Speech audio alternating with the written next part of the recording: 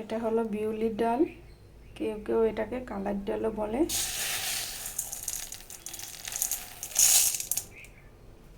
এখন এগুলোকে একটু ভেজে নেব।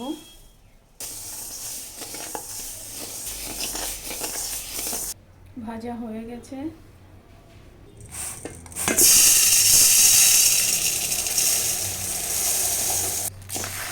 দেখুন ভেজে নিয়েছি। এভাবে ডালগুলোর বাকল উঠিয়ে নিব।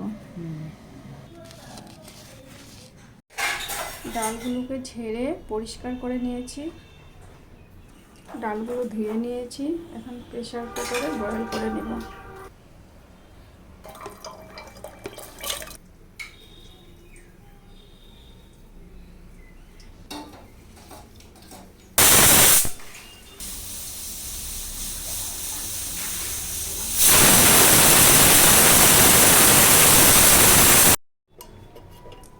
দেখুন ডালটা কত সুন্দর সিদ্ধ হয়ে গেছে।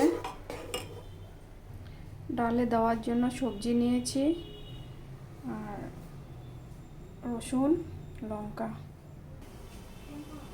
এখন কেটে রাখা সবজিগুলো ডালে দিয়ে দেব।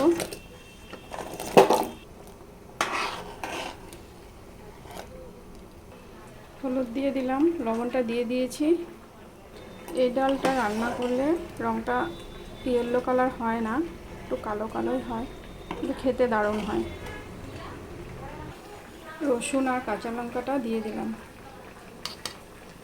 আপনার পছন্দ মতো আপনি চিনি দিতে পারেন, না দিলেও হয়, তো আমি একটু দিয়েছি। গোলমরিচের গুঁড়ো দিয়ে দিলাম। এটাতে গোলমরিচের গুঁড়ো দিতে হয়, গোলমরিচের গুঁড়ো না দিলে ভালো লাগে না।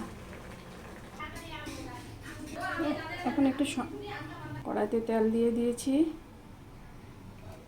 আর এখানে জিরে, কালো জিরা, তেজপাতা আর শুকনো লঙ্কা নিয়েছি, সম্বার দিব। এখন ডালটা সব বয়েল হয়েছে, সবজিগুলোও বয়েল হয়ে গেছে। শুকনো লঙ্কা দিয়ে দিচ্ছি, তেজপাতা দিয়ে দিলাম, জিরে দিয়ে দিলাম।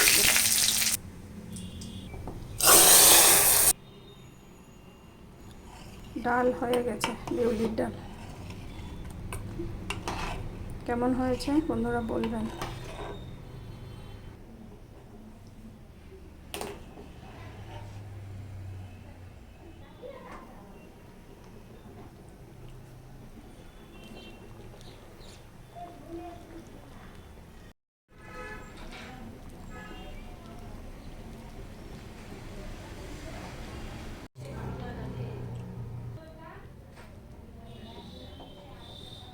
ধনেপাতা দিয়ে নামিয়ে